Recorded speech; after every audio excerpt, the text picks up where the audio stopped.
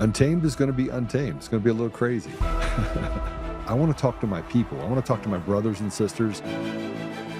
We can have grace and humility in how we interact with other people. Oh, hot dog, look at you. And nobody talked about what's really happening. And let's have conversations about what truth is.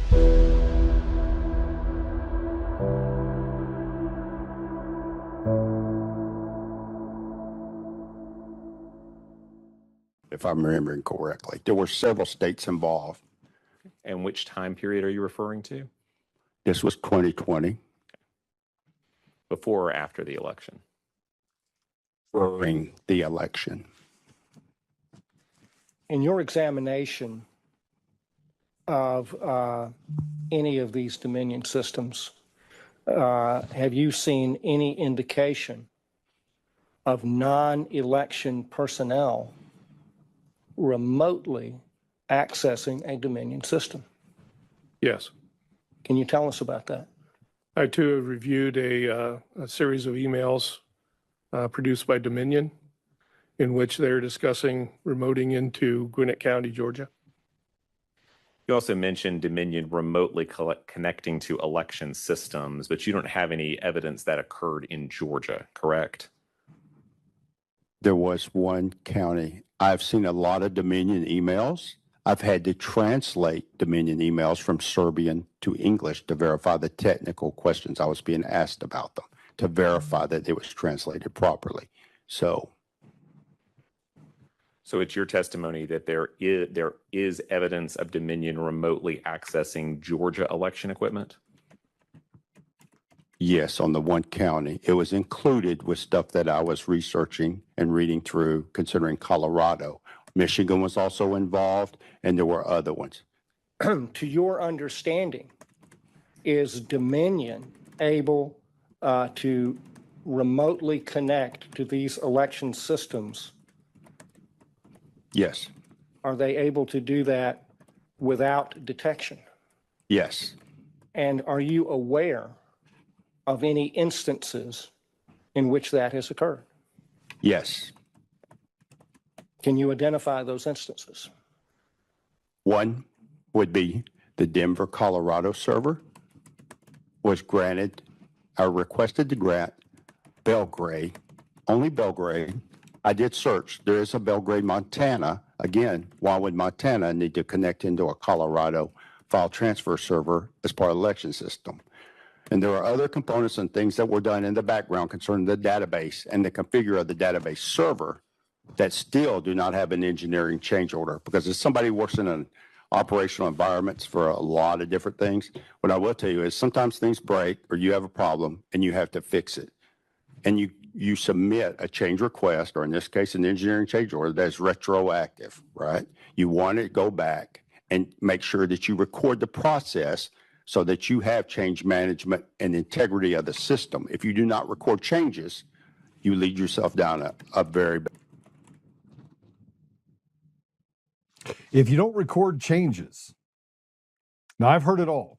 I've heard the left come in and tell me there's nothing to see here, that the elections are fair and safe.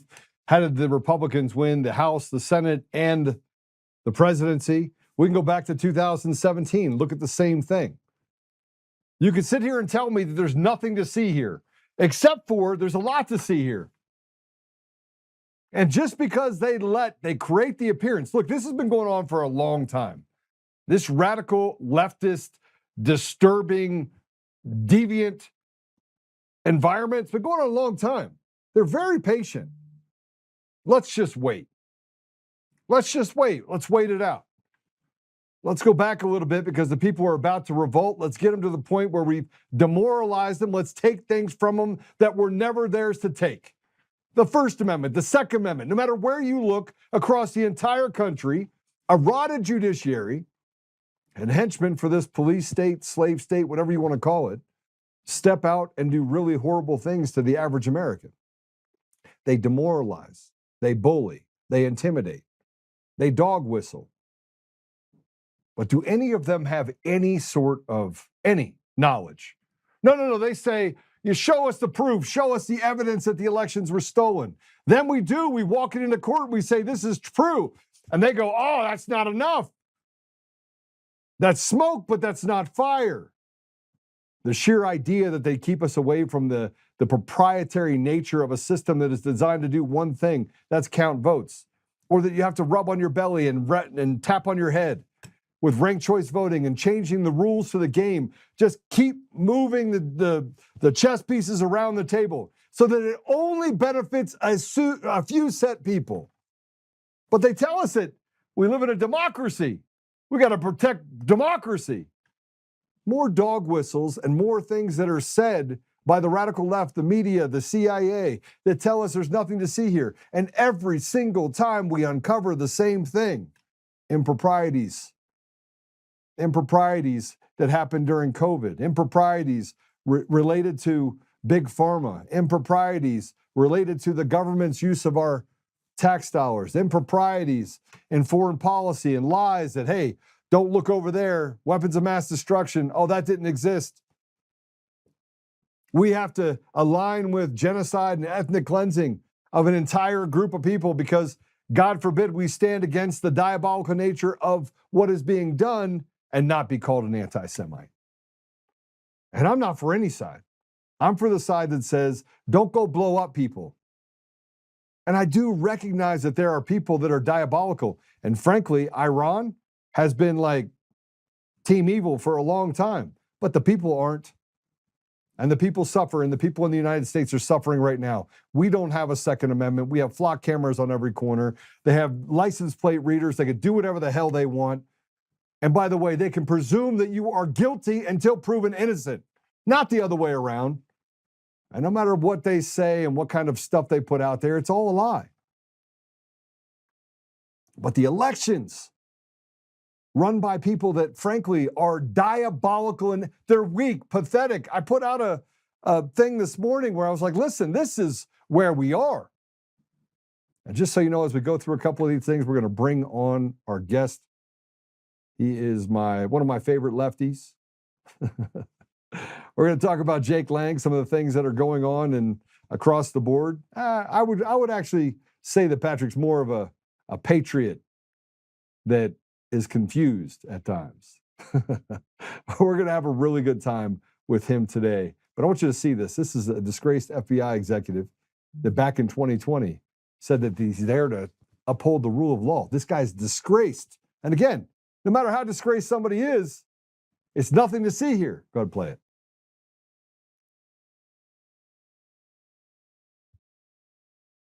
What is the FBI doing to combat election fraud?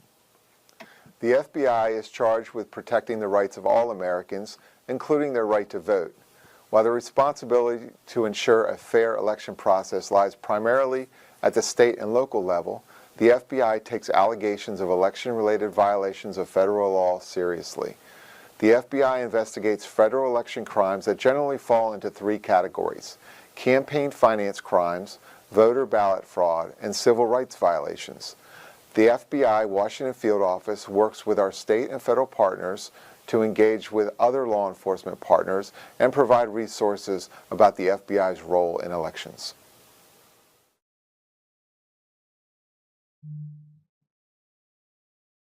It's just three parts.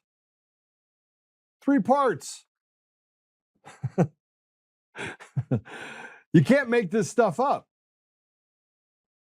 And President Trump tomorrow on Thursday is going to announce a bunch of things. You can also see that they're already starting to soften what we're going to talk about. President Trump says we're going to talk about election fraud, but we're going to talk about other things as well. Which means there are people that are telling him you can't talk about these things yet. It would create a national emergency, a constitutional crisis. I can already see the people in the room that are throwing around legal jargon, telling him what his obligations are under this statute or substatute. As the president, you're held to this standard, because they can find a rule for everything to keep the president from doing what he wants to do. He's got incredible instincts. I hope he follows them. And then I put up this post with a simple post of saying, yep, traitors everywhere. And it's a reminder, it was disgraced FBI Executive Timothy Thibault was responsible for investigating the 2020 election fraud. Instead, all he did was he and all the cowards at the WFO covered it up and targeted J6ers instead. That happened. By the way, Phil Kennedy was and has been in government service for a long time, a whistleblower. And let's not forget about the media's role in all this. Like, we know who our enemies are. The gaslighting is over. We don't need to prove anything. We don't have to say another word. I don't want to hear another person. Every person that says, oh, you need to prove, show us the proof. Man, the proof is literally in front of you every single day. But math, man, who likes math? Because they created Common Core math. I mean, that's real math right there. Yeah. I want you to see this. This is the co-conspirators in the treason and sedition that we face today. Play it. The reality is that most of us were lied to by the media about President Trump. And if you just go back to the source material, you should take away two things. One, he didn't say half the things he said. And two, why did these other people just fabricate what they wanted to say so that they could essentially assassinate his character? I think that that second thing is completely unacceptable in America. And there's still been no repercussions, really. I took the time to learn about it. I admitted where, the way that I met him was I admitted on the pod, which, has millions of viewers. And I said, I got it totally wrong. Because I went and I watched Charlottesville. And the first person to call me? Who was it? President Trump. And I got to know him, and I put the phone down. I called my wife and I said, we got it totally, totally wrong. We were lied to. And then I got to know him, and he is fantastic. What's funny about that is I've had people that have worked with me for 12, 13, 14, 15 years, know me for 20 years. And they're like, Joe, if people only knew who you were. Now, I don't have billions, and nobody gave me a trust fund and told me to go out there and build my empire. I just got out there and I scraped and I prodded and fought. I made sure that ethically I was able to build up something that was pretty amazing. And in the middle of that, just so you know, this kind of learning how to be successful in a world that is filled with sharks and people that want to take from you what's never theirs to take. I learned a very valuable lesson and lost everything once and said, okay, I'm not going to do that again. I'm going to set myself up for success and make sure I protect my family. But the amount of liars that exist out there in the business world is nothing compared to that of politics. But everything they said about President Trump is true. You get to know the guy, and he's a regular guy. He's a good man. He was a good man long before he ran for president. All you have to do is have a conversation with him. I want you to see this. This is what Chuck Schumer said when he was on the floor giving a speech on the Senate floor. I think things are about to come unraveled. And I'm not going to cue you up or do any of that stuff, but it's coming unraveled. And here's what Chuck Schumer said when giving a speech on the Senate floor. You have to turn the volume up because he literally, I think, is. These are just old geezers, man. These are all geezers that they're just terrible human beings. But I want you to see this because it is a little funny. Go ahead and play it. And we need a complete investigation that's independent. Now on Iran and the NDAA, when all the Trump administration... Those are really good mics. I'm going to tell you. I don't agree with AOC on a lot of things, but finally she made sense at least once. I mean, this is a bartender, by the way, out of New York City. Mamdani was a guy that did TikTok videos. We could talk about Ilhan Omar and the fact that she never had a job other than working as a 7-Eleven clerk, and that these people are easy to control. They're dumber than rocks. Ilhan Omar's a little bit dumber than others, probably, single-digit IQ. But here she's questioning how lawmakers can disappear from Congress for months without public explanation, and that, frankly, we just got to get to the point where we have term limits. Go ahead and play it. People can just go missing without explanation. Not just Mitch McConnell. You had another member here that was just gone for 4 months and didn't tell anyone where they were, no whereabouts, no transparency. I mean, this is it. I don't even know how this is legal. I really don't even know how this is legal. Things do happen, people get into medical incidents. If you're in the hospital, you're in the hospital, but I do think that there should be some sort of, there's a line here. And I think almost everyone can agree that it's been crossed. This is not normal. This is not normal at all. It's not normal. Now, I think what she's referring to is Mitch McConnell, the brain dead individual that frankly should have left Congress a long time ago. Or maybe we could talk about the fact that there are others that have betrayed the American people. And obviously, history favors the victor. And so they can make up the story and the narrative about, they did it to John McCain, who was diabolical. I'm just going to, just so we're all clear. John McCain, I sat in the room with him several times. There was never a time that he wasn't nasty.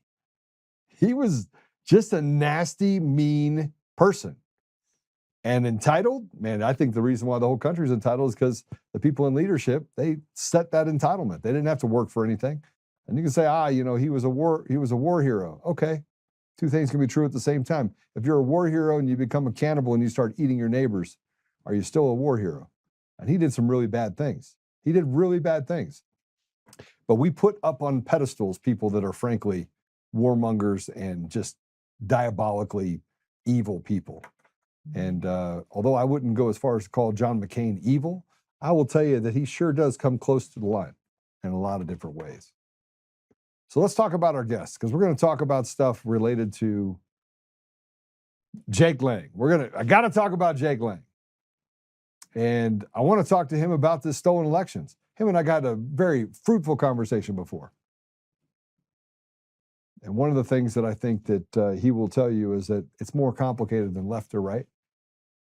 And if we can get to a place where we can stop wearing the R jersey or the D jersey, we can throw out these criminals on both sides of the aisle that have done really bad things to the American people. We're where we are right now because they were selected, not elected. But we're going to have that conversation with Patrick Reilly. He is a former Navy journalist. So he was a journalist in the Navy who traveled the country attending MAGA events, which is awesome. That's how he started. And I like having him on because we do get to a place where we have common ground.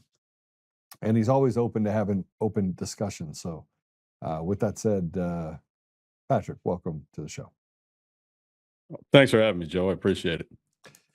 You know, we've always been able to find common ground. And as I was having this interview with Jake Lang, you sent me a text message and you're like, Joe, stop.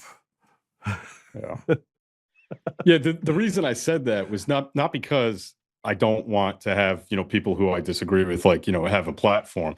It's just that individual in particular is one of the most toxic, is the most toxic person I've met in my travels. And I've been, over the last close to a decade now, I've been everywhere following MAGA from, San Francisco to Miami to Texas to New York. I mean, the whole country, right? I mean, Ilhan Omar could give him a good run for his money on the toxicity part. I mean, Well, I've never met her. I'm just talking about the people I've met, okay, personally. So I've never met the Congresswoman, but I have met Jake, unfortunately, on several occasions and had in-person and online conversations with him. And, one of the things I told myself when I started going to events was don't judge anybody because they're wearing a red MAGA hat or because they've got waving a flag or a T-shirt. If somebody decides to act like a racist, then treat them like that. But don't assume that someone's a racist or a misogynist or a homophobe. You name it. I've been called Don't do that because I know, but it's not badges. Where are they? Right. It doesn't lead to productive conversations ever, right? So if you go into a conversation like that with somebody, it's a waste of everybody's time. So I've told myself don't do that. But some people, when they show their ass, you have to believe them, And the first time I interacted with Jake was down in DC when the Proud Boys were all released. I went down there and spent the weekend and took a lot of photos and stuff. And I talked to everybody from Stuart Rhodes to Enrique Tarrio, and I hung out with those guys and listened to their stories about prison and took photos. And Jake was pretty quiet at that time. Like he didn't present himself like a lunatic to me. I actually talked to him and Coy Griffin about the gospel. We talked about the Bible for a little while in a bar. and I didn't think he was a lunatic. And then Enrique invited me on the podcast to debate Jake, and he did it with his shirt off the whole time and just screamed over me.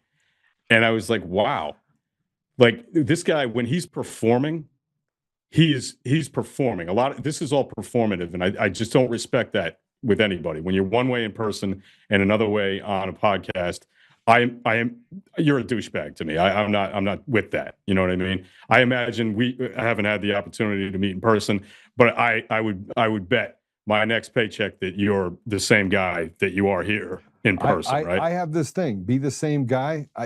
Just to tell you, I mean, I have the same insurance company I've had for 24 years, right? I've been married 24 years. And it hasn't always been like sunshine and rainbows. God bless her. But, you know, yeah, she has to put up with me. But I'm the same guy in Las Vegas that I am. Well, I assumed it was a her. Maybe I shouldn't have done that. No, you absolutely should have. Okay. No, I was a cheap shot. I'm just saying.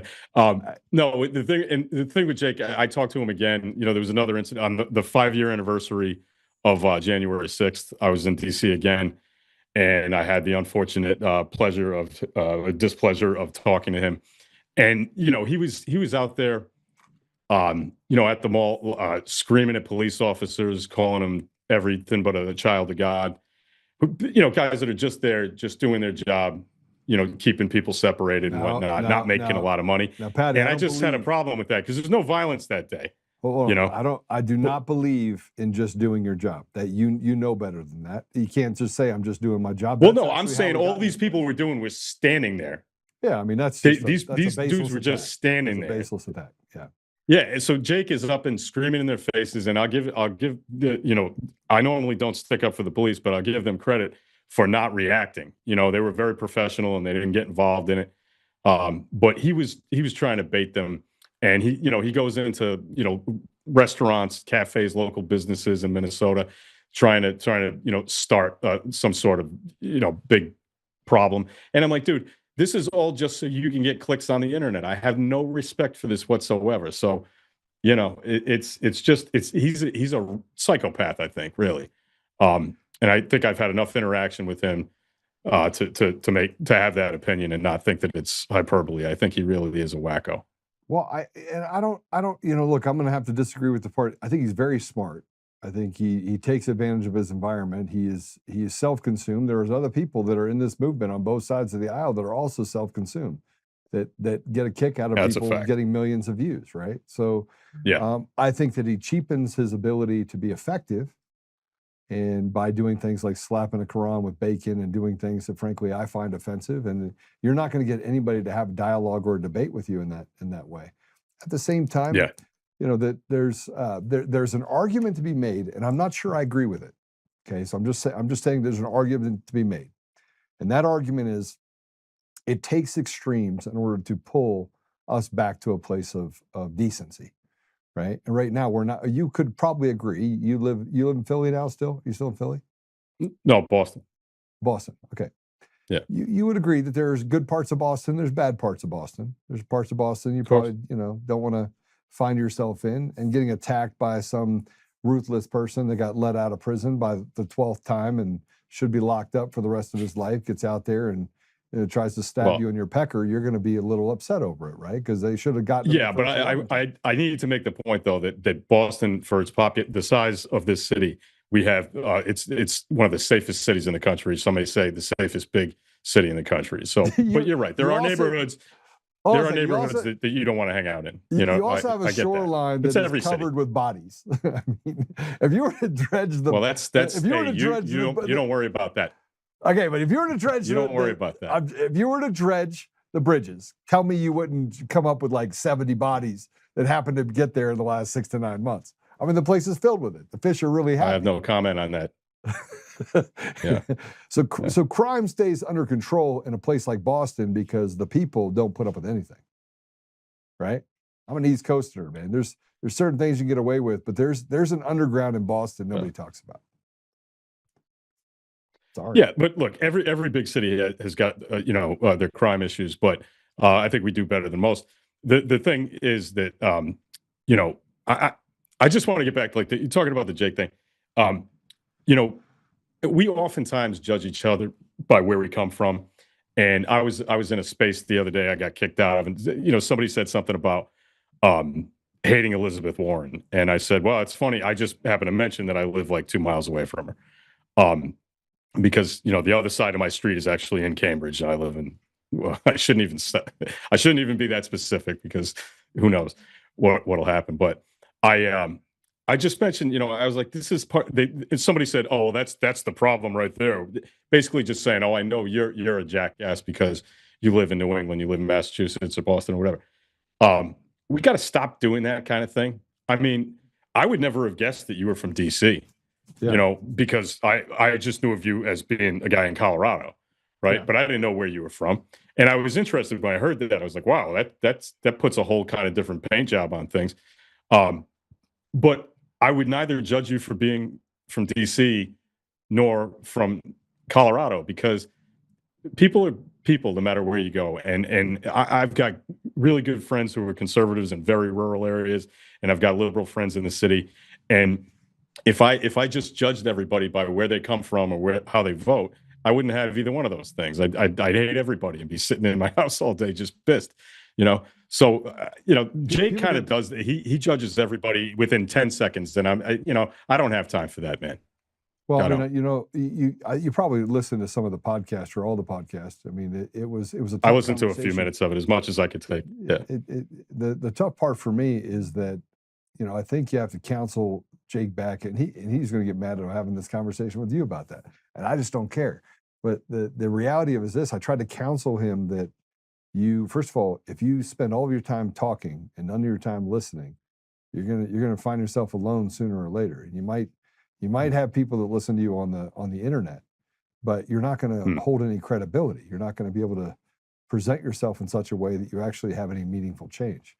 And my family is interracial, right? So when he starts putting black people all in one circle, or I made the joke about Asians, because they all get really good test scores. And I was like, they're the only ones that get left out of this whole deal, right? And I was just joking around, right? But we can poke fun at kind of the racial differences while still recognizing that we're all one race, bro. I mean, we all bleed blood. I mean, when you go to get blood at a bank, it's by blood type, not by race. Right. Right. And you and I agree on that completely. I obviously Jake doesn't, you know what I mean? And that's a problem. It's a real problem. Yeah, and unless he's just doing it as a performative thing, which maybe is possible. I doubt it, but he might be playing. It might be a bit. You know what I mean? He might be trying to get into, because I've met a lot of people over the last 10 years who are kind of who clearly are playing a part in order to get clicks and all this other stuff, and you can make a lot of money doing that. I think half the stuff that comes out of Laura Loomer's mouth is stuff she doesn't even believe. But, there's a lot of money in saying it. So Ashley St. Clair did some interviews recently where she talked about the fact that you can make, she kind of laid bare, like, hey, if you just repost this stuff, you don't have to believe it, but you can make money. And I don't think she's lying about that. You know what I mean? So. Well, I mean, this is why, frankly, when I put something dirty out there, business. It's really, really a dirty business.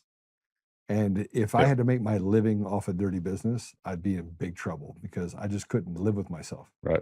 Right. And I always tell the truth. That's the other part, is that I have no interest in liars. I'll call liar. I don't care what side of the fence they're on. I think Mitch McConnell is just a walking corpse. I think the Republicans have literally betrayed the people, just like the Democrats have betrayed. I think we're in just a whole betrayal. It's like one big circus of betrayal. Yeah. Yeah.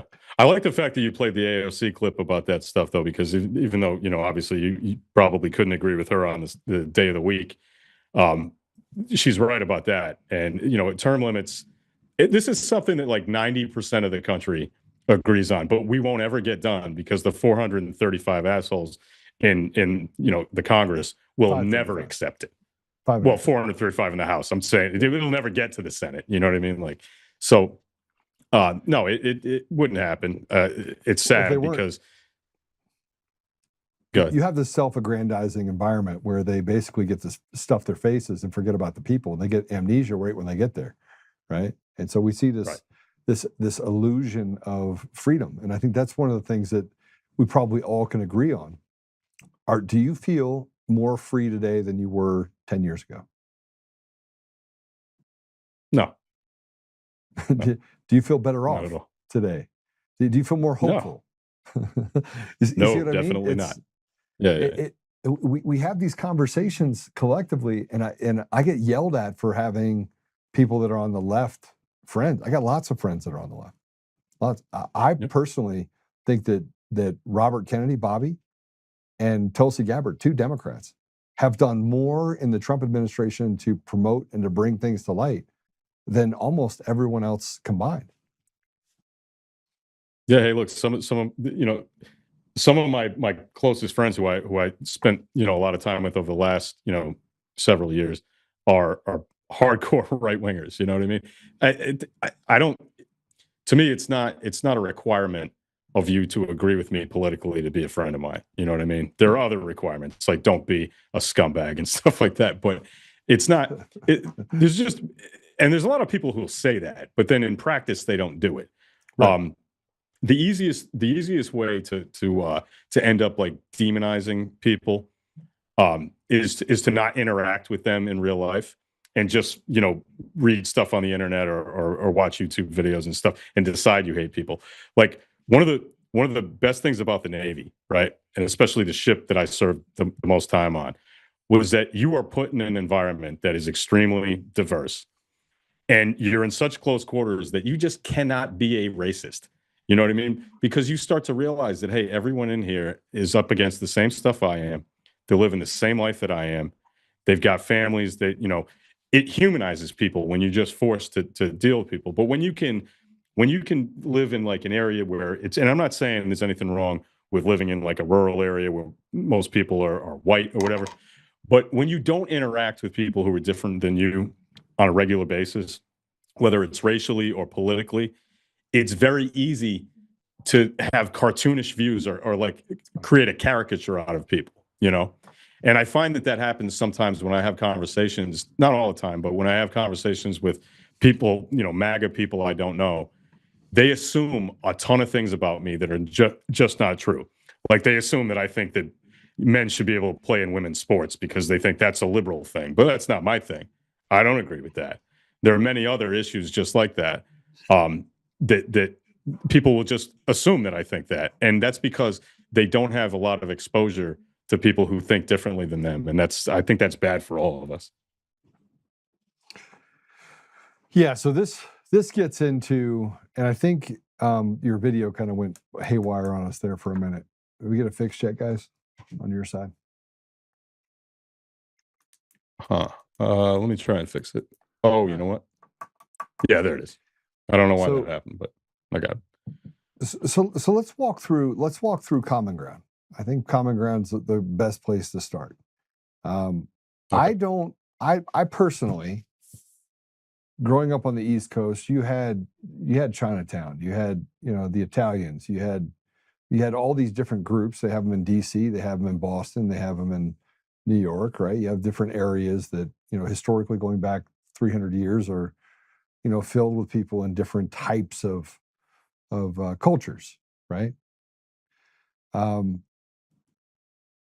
But if you look at holistically what is happening today, I can't get behind Team Islam, where we build out entire cities that are Islamist cities. I mean, do you think that that's okay? Do you think that represents a security risk to us as a country? That's fine. Well, look, I don't think that people should. I don't think people should intentionally separate themselves from the people that they live in the country with. You know what I mean? I think if you come here, you are agreeing to assimilate because that's what this country is about, right? It's always been that way. Now, when you talk about neighborhoods like Little Italy or Chinatown, or in where I live in Massachusetts, we've got South Boston, which is traditionally and still mostly is Irish. There are neighborhoods that kind of stay that way for a long period of time, but over the years, Little Italy has shrunk down. It's not it's not an Italian neighborhood in New York or Boston. The north end of Boston, it's not mostly Italians that live there anymore. It's restaurants and stuff like that, because people eventually spread out, and just kind of melted into the fabric of the country. I think that because of 9/11 and because of all the war in the Middle East, that it's become a little bit more difficult for people who are Muslim to spread out in the country the way that maybe the Irish did, or the Italians or the Germans did, 150 years ago. You can't. No, go hold on a second. Let me with just that. make the point. Okay, all right. I'm not saying that's a good thing. I'm just saying that because there's a lot of static, between Muslim countries in the United States, and there has been for quite a while, that it gets a little bit hairy there. It gets difficult. I'm not saying that the goal should always be assimilation, right? And I think that eventually we're going to get that, but we are also talking about I think it's 4 million or 4.5 million at last, Muslims in America. It really happens to seem more extreme because they're so concentrated in areas like in Minnesota and New York City, right? So I don't think it's this massive issue that we need to really freak out about.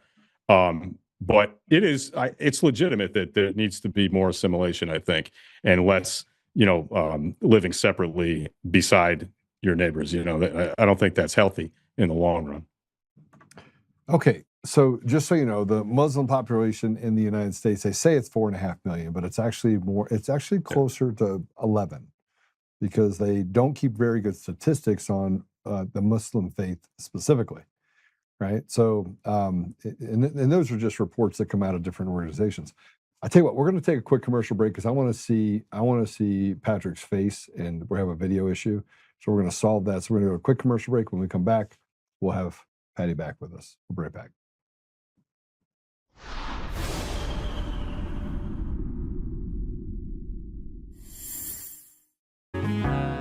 Oh, hi. I almost didn't see you there. Welcome to DCF Buns, where you can find the freshest buns in town, if I do say so myself. Our master bakers teach class every week. So whether you're new to baking or trying to improve your culinary skills, we got you covered. And we can help you bake the cake of your dreams. We'll even clean your cake if you want. And if you don't want to bake anything yourself, we have loads of fresh buns available in a variety of shapes and sizes. Check us out at dcfbuns.com to learn more. DCF Buns, we keep the buns hot and the deals hotter. Buns.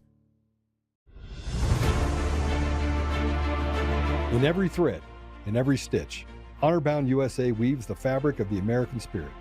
It's not just apparel, it's a testament to God, family, and country. At Honor-Bound USA, we're a family of patriots who put our faith, family, and America first. When you visit our website, you'll find a line of products that embody our commitment to pray, stand, speak, and act. As the official site for the Untamed podcast, all of our products proclaim speaking the truth with courage. We also have the powerful documentary from Professor David Clements, Let My People Go. Identify yourself as one of the few who are willing to stand for what they believe in. Join the Honor-Bound USA family today. Wear it as a badge of honor, commitment to the values that shape us, and a pledge to the bright future we will build together.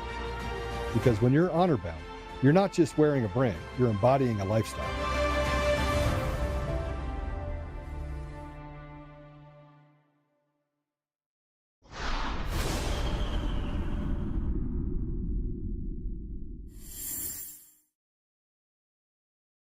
Okay, we got you back. All right. So let's hypothetically say that it is 4.5 million, even though it's more. Let's say it's 4.5 million. We're making policy around the country, and I think one of the rubs that we have against the other, 300 million Americans is that we really don't care if you're Muslim, but don't say stuff like you're going to take over in cities and do things that they're doing to oppress other people in our community inside of our country. And you'd be hard pressed for that not to be something that's happening in places like Dearborn. Now, this isn't apologizing for what Jake says or does, because I have a lot. I learned Arabic. I have a lot of Muslim friends I still talk to that are in the Middle East.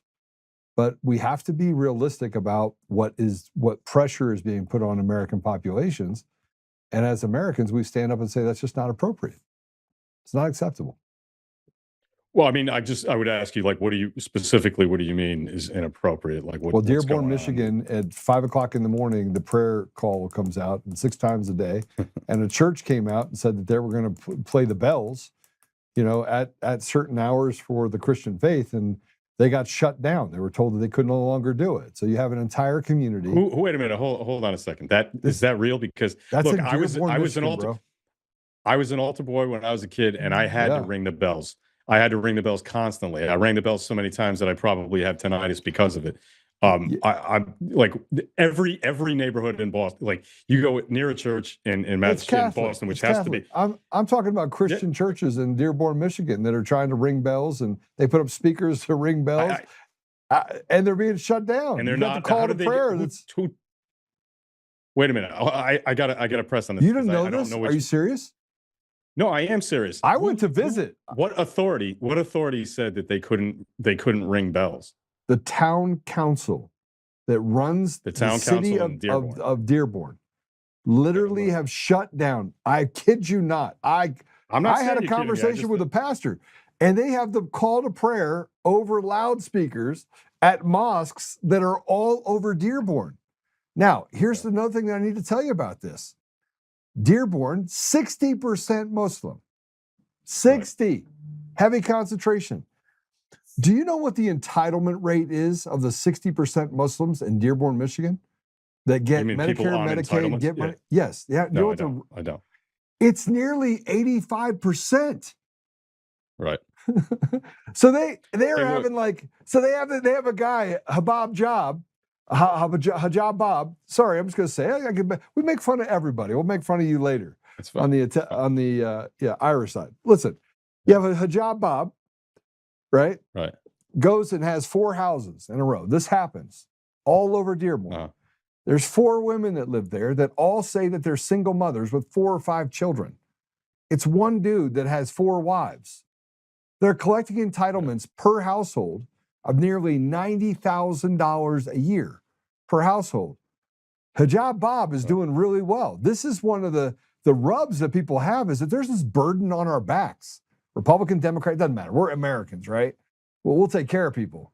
But Hijab Bob is literally telling us you can't actually have anything related to the Christian faith, and call to prayer everywhere, and you can't shut down liquor stores. I mean, they're changing the entire dynamic of what used to be the industrial pinpoint of our entire nation when it came to industrial strength related to the automotive industry. Well, I mean, I don't support any of that, and I don't live in Dearborn, so I haven't experienced any of that. But I can tell you that if you want to talk about drags on society, I have been to so many MAGA events, and I like to ask people what they do for a living, and almost always, I mean, I'm seriously a disturbing number of people. It's always, I'm on disability, I'm out of work. Like, how did you get here? How the hell? I'll tell you, I went to Clay Clark's Reawaken America tour. I was on outside of. Okay, I went to the one in Mount Juliet, Tennessee. So like 3 years ago or something. And I went to another one in Selma, North Carolina. But the one that I'm talking about, I went, and we had, press passes. It was me and Bobby Pickles from the Proud Boys, and we had access to the media area and all that stuff. And so after the event, they had, I think it was a Holiday Inn or whatever, they had like a meet and greet for all the speakers and anybody who wanted to go over there who had the VIP badges. And there was this couple in there that wasn't able to like go into the main area. They're like in their early 20s. Told me that they drove from Indiana to get down there, right? And they ran out of money and didn't have like gas or whatever. This is a white couple, nice enough people, but really young. And just to come down to this event, and I decided I wasn't going back the second day. So me and Bobby gave them our press passes and said, hey, you can go and meet all your heroes tomorrow, I guess, if you want to. And I thought, how would you spend your last dollars doing this, right? And between that and people I talk who constantly tell me they're not working, or whatever, or they got this, that. There is a lot of MAGA that's on on public assistance, a ton of it, right?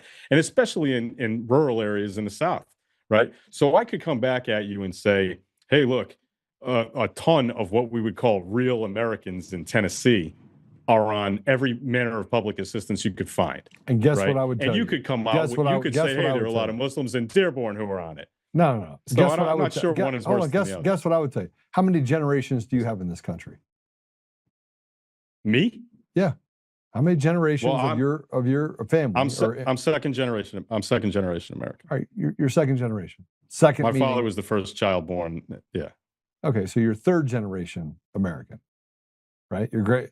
You have one generation that came. No, my here. father. Your father was born here. Yeah, but no. It starts with the first generation born here. That's Okay. my father. So Okay. I'm second. Yeah. You're second generation born here. Okay. Yeah. Mhm. I'm fifth generation born here. Okay. Yeah. And you were in the Navy. Yeah. Was your father in the military? No, that wouldn't have worked. Was anybody in your family in his generation a part of the military? No. I was the only one. So just you. Okay. Yeah. So let me put it in perspective for the average American. Okay. You're an American. You were born here, right? I personally, if you're born here, you served, your family served, you've accepted the ideals of this nation. And if you need help, bro, I don't care. I don't care. But when you have people that came from another country and you come here and you came here to bring nothing other than to be a boat anchor to society while telling us we're horrible people, while taking off of the bone what was never yours to take, I'm out. And I don't care if you're Muslim or if you're Jack the Ripper. I don't care. I could care less. Yeah. I mean, in principle, I agree with you on that. It's just that I think that maybe you're painting with a bit of a broad brush, saying that there's millions of people doing that, because I don't think there are. Are there some? Of course there are. Of course there are. And they shouldn't be able to get benefits. And if you don't like being here, then leave. But I just think that it's an exaggerated version of what is reality. And I think you're being a little bit unfair to some people. Listen, look, I'm not saying you're doing it on purpose. I'm just saying I don't. I'm saying I like math, and I'm saying that I like to. There's empirical data. I mean, look, you have to look at data, and if you look at the data of Dearborn, the number of people that are literally on assistance, federal and state assistance, and it's over 85% of that particular group or sect. That means you're taking advantage of, and you're making institutional decisions to defraud the American people, make you have to work harder. I think it's wrong. Yeah, and like I said, I think that same stuff goes on in a lot of rural southern areas where just about everybody is toothless and has no money. Don't care. They're Americans. Don't care. Okay, all right, fair enough. So we're gonna just strongly disagree on that, because I think that if you're a drain on the system, I don't care where you came from, you're a drain on the system, right? It still hurts us, right? Just as much as it would. I mean. Yeah, I think so the toothless person, the toothless person down in Tennessee, whatever it is, I've met a whole lot of toothless people in Tennessee, but that aren't on meth or some other problem. But let's say hypothetically, say you're right, okay? No, but that's what they are on meth. That's the point. Yeah. Yeah. I mean, there's a lot of there's drug problems all over the country. I mean, our young people are being devastated by it. But let's say you're right, okay? That toothless meth addict who's on assistance is not walking around trying to tell everyone else that they got to do the call to prayer and do all their way and, get rid of bacon. I mean, bacon's like an American staple. I'm sorry, it is. That's where I draw the line. That's where I draw the line. You don't get rid of bacon. But that's the reality. They're literally restaurants are not allowed to serve certain foods, right? It's not halal. I don't think any restaurant is not allowed to serve certain foods. There's no way that there's a law in Dearborn that says that you can't serve. Hold on. Yeah. Yes. There's no way that's possible. Bro, I'm telling you. And I don't know if it's a law, but they tried to restrict alcohol and shut down places to do alcohol. They literally sent out flyers to basically scarlet letter and attack, bully people in different businesses if you didn't do exactly what they said. I mean, it's crazy. And that's not just Dearborn. It's Detroit. We can talk about, parts of New York. Right? There are places where Americans are treated like outsiders in their own environment. It's just not right. Well, I'm gonna look all this stuff up because you may have educated me, or I may find that you're exaggerating. Just I'm a not hair. exaggerating. You will Okay. never see me exaggerate about anything. I mean, if I'm going to be hyperbolic, it's going to be about. Well, you saying, just like, exaggerated hijab about not exaggerating. I'm not. I did not. There's no exaggeration. All right, let's talk about these labels and what's happening right now holistically in, let's say, your area. You and I are pretty much the same. We have Democrat friends, Republican friends. People are yelling at me in the comments right now that I need to not have Republican or Democrat friends. But Yeah. let's look at let's look at the facts behind certain things. You have pro-choice and you have pro-life, right? Mhm. I assume you're pro-choice. Yes. And so I'm pro-life. But if you're pro-choice, I just want to put this out there, just work with me here. It should be a choice, right? So if you have a Planned Parenthood, somebody bebops into the Planned Parenthood and they sit down and like, hey, look, I'm 4 months pregnant. I got jiggy with it. And it shows that I'm pregnant. They sit down. Shouldn't there be like, here's choice A, here's choice B? You're talking about offering somebody the opportunity to go to like a pregnancy crisis center or something like that. Adoption. Here are your options. Okay, let's say there's 4 options. I don't even know what they are, but let's say there's 4 options. Yep. Shouldn't it be a choice? Well, of course it should. I'm pro-choice. I don't have a problem with people being given information. As long as people aren't being bullied into one thing or the other, and that includes into having an abortion. So, no, that's reasonable to me. So, do you think that that's what's happening right now? They're being given choices. I think that when, without getting too personal, I can tell you I know what's going on here. No. But I know for a fact that when you go into, Planned Parenthood in that situation, that you're given the information that you ask for. You're not given information you didn't ask for. Right now, if you want to make a law, or if you, well, it is a choice because you're a grown person. You can find information anywhere. You don't have to be presented with it like you're a child. You know what I mean? So if you go into Planned Parenthood with the intention of having an abortion, I don't think too many women go into Planned Parenthood and have an abortion and are questioning whether they really want to do it on the way. They've made a decision. That's how you ended up on the front door, right? So I don't think that like giving someone a pamphlet about a crisis pregnancy center down the street is going to change anybody's mind. But if that, if you think that literature or, information should be provided, I don't really care. I mean, that's like not going to bother me. But, is that what you're saying, that they should provide information about like adoption and like all the potential options by law? Or I that they believe should do it because it's the right thing to do. That you're not pro-choice if you only offer one option. That's not pro-choice. That's pro-I've chosen. And in multiple states, and this is a conversation I think needs to happen on the academic side. And by the way, you're talking to a guy that paid for an abortion. I lived with that for nearly 20 years. No.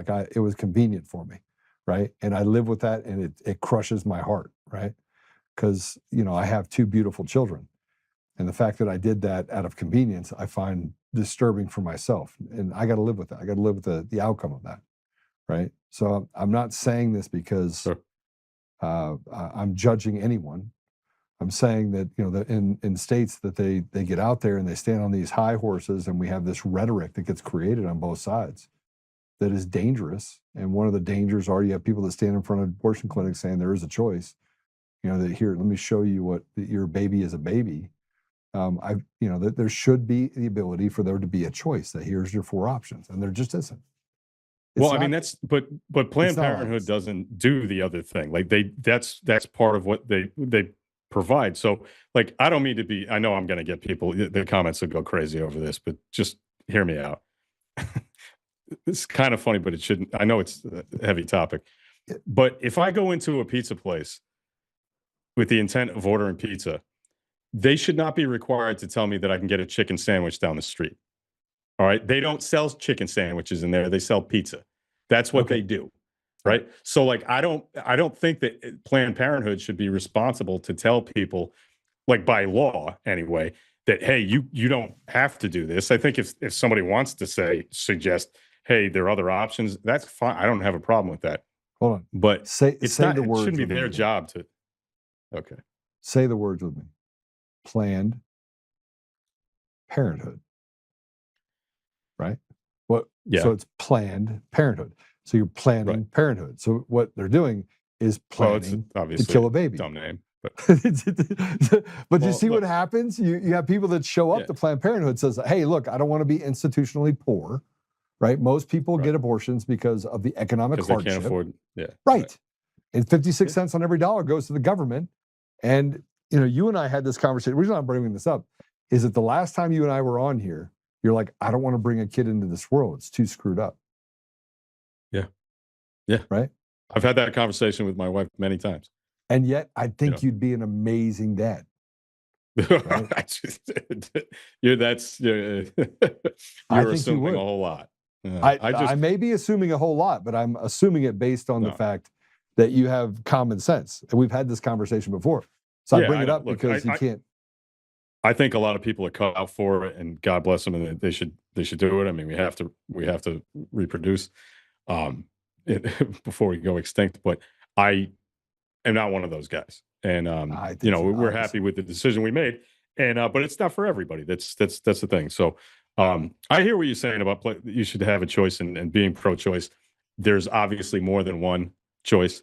I just think when you're in the environment in Planned Parenthood, nobody gets in there questioning whether they're going to do it or not. They've already made the decision before they get in the building. So at that point, I don't really think that it's you know, important. And I can tell you as someone who went through the same situation that you just talked about, you know, the worst is when you've got, you know, really, really nasty protesters outside shouting at you know, poor women who were having the worst day of their life at the time. And you know, they have a right to protest, and I would defend their right to protest. I've always defended the worst protesters when the Klan marched in Skokie, Illinois in the 80s. You know, as before I was able to, you know, understand, but they had the right to do that. And the ACLU stood up for them, and there was a Jewish lawyer who stood up for them and represented them. And you know, when the worst people, the Westboro Baptist Church, who I think probably have to be the worst human beings on the face of the planet, when they would go protest soldiers, sailors, airmen, and Marines funerals with signs that said "God hates fags" and all this other stuff, they had a right to do that. Even though I would like to choke every single one of them to death, they had a right to do it. So I don't want to stop people from protesting at Planned Parenthood. I just wish people would do it in a way that wasn't so nasty to the women who are having the worst days of their life. Yeah, I think I will just say this. I think from my perspective that, I mean, I just brought up the fact of like Planned Parenthood, or how about the Affordable Care Act? Is it affordable? Well, it's 2,500%. It is not. Well, more yeah, affordable. I mean, look, it's not true. Well, I don't think we need to get. I mean, that's kind of a boring topic. That's why we're having the conversation, though. I want to go. These are. Do you the want things, to talk about the Affordable Care Act? Because we can if you want. But I mean, look, I got to tell you, by the way, kind of a dead topic. There's still. It's not though, because people can't. They're not getting the care that they need. I have 3 friends with cancer. 2 of them that don't have insurance. They don't have insurance. They basically lost their jobs, so they lost their insurance, and they stepped in to say Medicaid's going to take care of it. They didn't. It didn't. It didn't take care of the. So far, we've talked about racism, racism, abortion, and cancer. Do you want to talk about like AIDS next or something? Like, I mean, please don't. Can we get any more depressing? No, but I mean, I want to get, so the way that I had it written in for me, as far as the things I want to talk to you about, is that we're not that far apart, right? We both have bled and gone through the same things. We've had the same experiences, and frankly, I know it has the same pain associated with those decisions, right? In different ways, right? And no, you do want to protect the couple that showed up that spent their last dollar getting to a Clay Clark event, and you're like, here's our badges. You didn't have to do that. You could have been like, what the hell is wrong with you, right? You should have done everything. I mean, I was thinking, what the hell's wrong with you? You know, but you didn't act that way, right? Yeah. And you know, we get to these places where we talk about being kind, and the left is not kind. And yet some people on the right are not kind. Sometimes I'm not kind. Yeah. Right. Yeah. So I guess the thing that I'm trying to get to is I sat in a room with 11 people. These are just all friends of mine. I invited them in the room. We sat down. We drank a couple beers. I quit drinking, so I wasn't drinking any beer. But I was drinking a Diet Coke. They were drinking beer. So we're sitting there having a conversation, and I didn't tell anybody who everyone else was. Mm-hmm. And they're all strong people. 9 of the 11 are from the East Coast. And so we're sitting, you know, that's not going to end well when three out of the 9 are lefties. You mixed them up. Right? Yeah. I just wanted to see. It was like putting ants in a thing and shaking it and seeing if they were going to kill each other. You're running a social experiment with your friends. What a dick. It was a dickish thing to do. But they also knew me. So then they're like, oh, I see what happened here. And I was like, man, you would really like Rod. He's a good dude. He's like, that guy's an asshole. Like, what? He likes Biden? I was like, yeah, that's the most retarded thing about him. But he's also a physician and he does some pretty cool stuff. That's funny. So did you want to talk about, I was wondering if you wanted to talk about Iran, because you having experience in the Middle East and you know, I was wondering, because I haven't heard your opinion on what's going on there, and I'm curious to know. Yeah. Oh my gosh. Somebody just said the Diet Coke will kill me too. It might kill me, but it's not going to make me pack on pounds like alcohol does. It's like a walking sieve. You got to work out on the treadmill twice as hard. Yeah. So let's talk about Iran.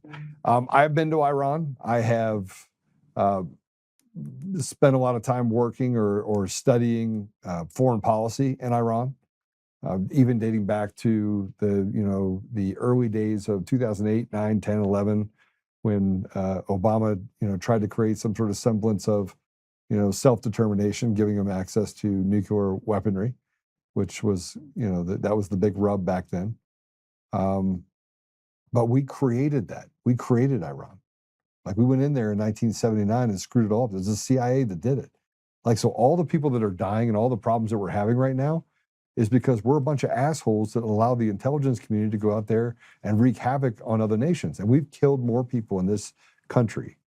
Our foreign policy has killed more people by the intelligence community than has ever died in World War II. I believe that, since that's what I believe. Yeah, I mean, we'll never know, but it's possible. I wouldn't doubt it. The thing that drives me up the walls about this is that I'm hearing the same old neocon arguments from people on Fox News, from guys like Sean Hannity and Laura Ingraham, and even Bill O'Reilly. Like, I know nobody watches his stuff anymore, but I did accidentally. Dog videos. Yeah, I came across one of his little. That guy is way past his expiration date, by the way. I think he expired before Mitch McConnell did, and frankly, but he's talking about how, well, I was wrong about Iraq and I regret that, but we need to be in Iran. And I'm like, obviously you didn't get that. You learned nothing from your neocon nonsense in the early 2000s. And as somebody who was on the ship that fired the first missiles of the Iraq War, when I was in the Navy as a journalist, I remember thinking at the time, like, this is the stupidest idea we've ever had in this country since Vietnam. And, you don't say that out loud when you're in, because you can't do that. But, and I did my job, and I shot the photos and shot the video and whatever. I was proud of the work that I did, but not proud of what we were doing, because it was obviously going to be a train wreck. And we can see that this is even worse, because people may not understand. A lot of people may not understand. You have a very educated audience, so I'm sure they get it. But the Persian culture is ancient, and it is very proud. It is not Iraq, okay? It's not the same place. They're not just going to give up. They're not just going to fade into the background. They've and never take been pot defeated. shots at soldiers. No, and in 4,000 years, they've never been defeated. Yeah, I mean, obviously, if the U.S. military decided to go in, if we sent ground troops in and do it, we would overwhelm them.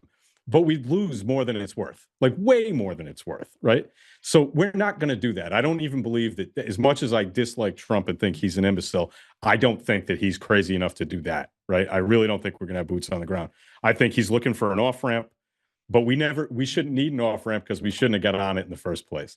We should have left this alone, They were not close to having a nuclear weapon.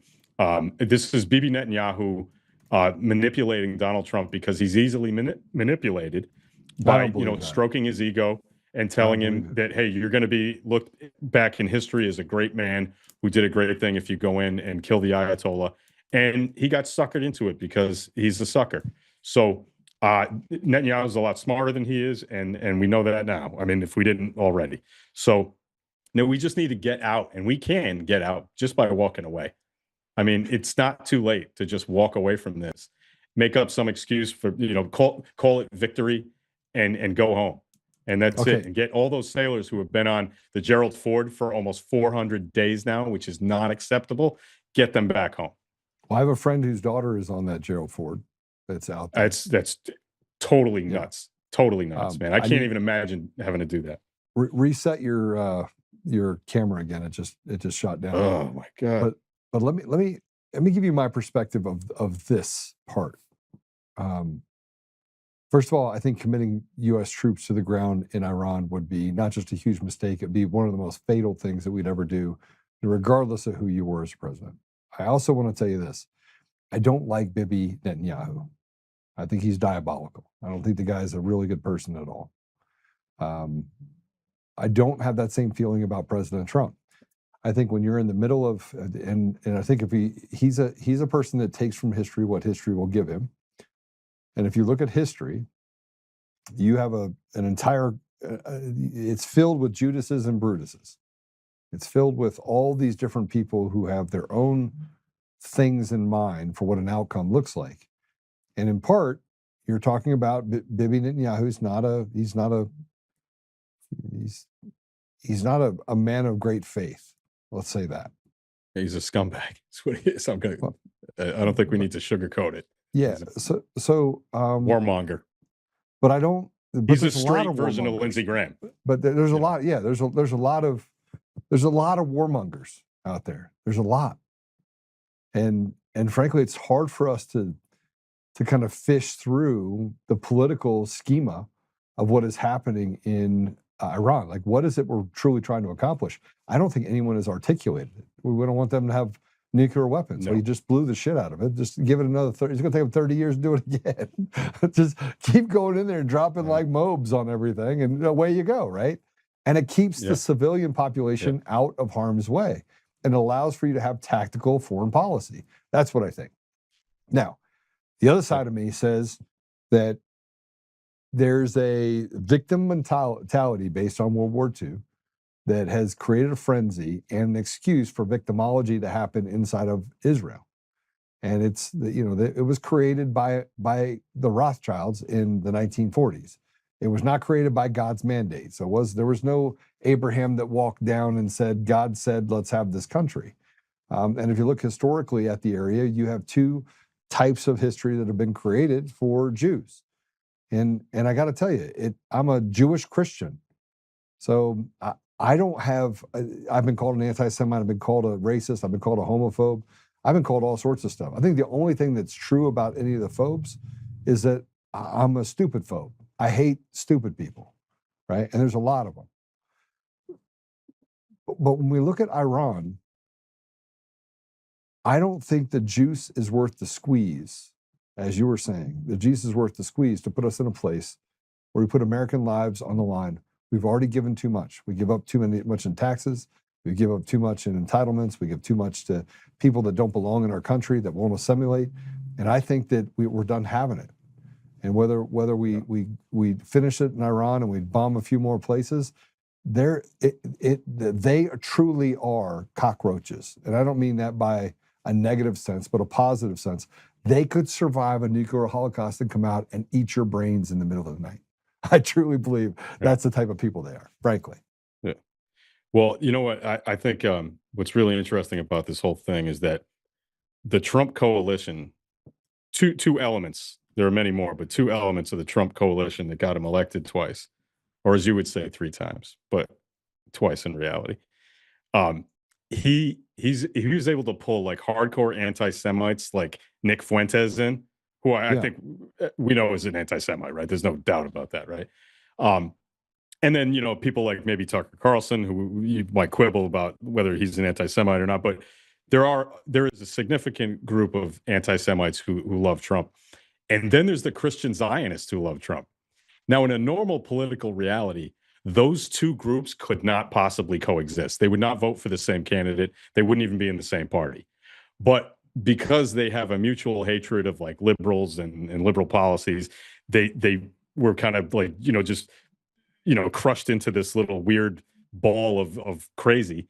And now they have a problem because the Christian Zionists, like guys like Mike Huckabee, Pastor John Hagee, a lot of the real wackos on the religious right, they love the idea that we're starting a war that we're in a war with Iran because they think it's somehow going to bring about the apocalypse and we'll build a third temple and the events of Revelation can take place, right? Whereas the anti-Semites are saying, well, this is just shows that the Jews control the world, and Netanyahu bossed Trump into doing this.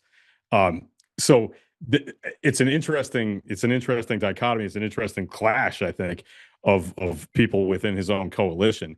If he had to run for office again, I think it would be a real problem. Because he doesn't, I think it might not be that big a deal. But I'm so interested in the whole Christian Zionist thing and the fact that evangelicals in America have this weird Israel fetish.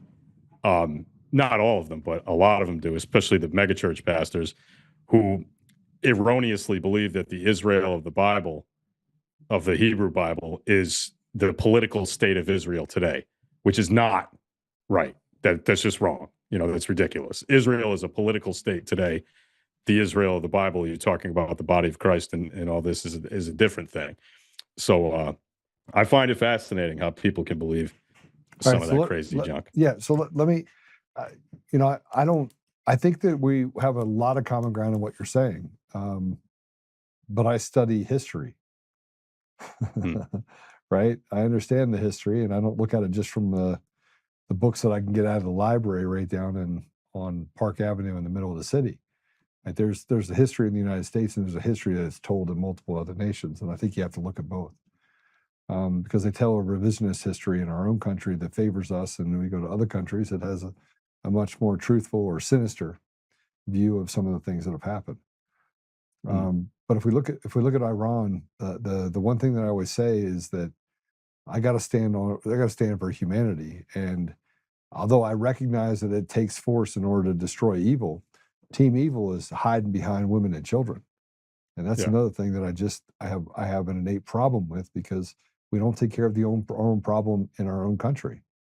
And as we're firing rockets, I have two things that I want to bring that together with some of the stuff that there are some videos about presidents and leaders and how traitors and selected leaders surround good people, right? So they use good people in order to create an outcome, right? So I'd like to play this. Let's go ahead and play this if we can. Hillary. Demonic. Bush Sr. Complicated, yet very, very popular at the CIA. Bush Jr. Not bright at all, and one of the weakest presidents in my lifetime. Barack Obama. Criminal. Trump. No comment. JFK. One of the greatest presidents in American history. If he had been able to actually survive, the entire face of the world would be different today. Agreed. Dr. Gerald Post. One of my personal heroes. Recruited me into the CIA and wanted only the best for me. Andrew Bustamante. Ooh. Not important enough to even bother commenting on. Former CIA Director Gina Haspel. Bloody Gina Haspel, a war criminal. Former CIA Director John Brennan. The worst of all of the criminals. He deserves to be in prison for a very long time. And if all goes well, that's exactly where he'll end his life. Abu Zubaydah. Poor Abu Zubaydah. You arrested him. Yes. Al-Badr should be free and living with his family today. He's still in Guantanamo. Still in Guantanamo. Is he in isolation? I mean, they're all in relative isolation. They're in cages.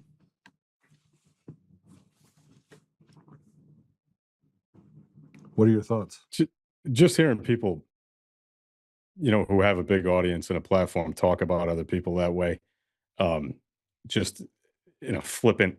Look, I'm not a fan of the CIA, and I'm not I don't like John Brennan or Gina Haspel or really any of the people that were mentioned in there. But calling people demonic, I think that's something we got to knock off because it's ridiculous. I don't think that's how grown people should talk. You want to say that somebody's, a bad person, they've got, lousy policies, you want to call them an asshole. Okay. But this demon thing's got to stop. And I'm not going to trust somebody that guy's a former CIA agent, right? Yes, he is. Yeah. So, I forget his name, but I know his face. And so, I don't trust anybody in the CIA to tell me anything, I mean, I don't think that's a crazy opinion. Those people it's John Kerry. That's who right. Those people lie for a living and they don't get into the CIA unless they're good at it.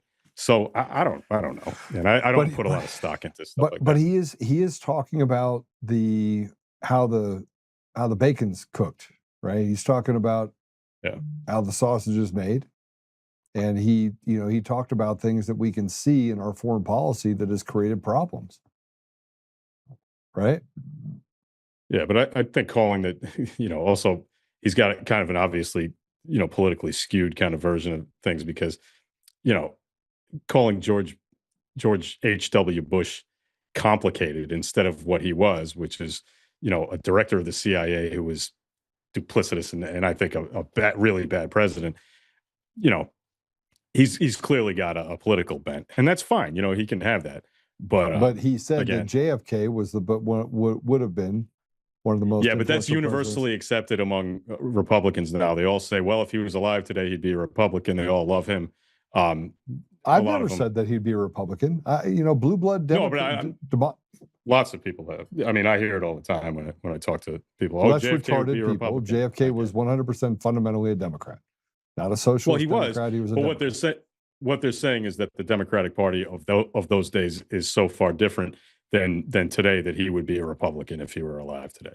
I don't buy that either, but that's not true. I mean, fundamentally, I agree with the tenets of both parties have not changed in 100 years, right? The fact that most people are too retarded to understand what the tenets are, I think is actually more accurate. Yeah. Right? I mean, I mean, if you go back, I'm sorry, 1911. Go back to 1909, 1911, 1913, and you have a fundamental change in this country that happened. But the Democrats and Republicans were pretty much put on ice. I mean, they were both treated. It's like two football teams. What's happening? I want to bring this back to what's happening in Iran, because each one of those presidents, each one of those people we talked about, had a fundamental way of dealing with Iran.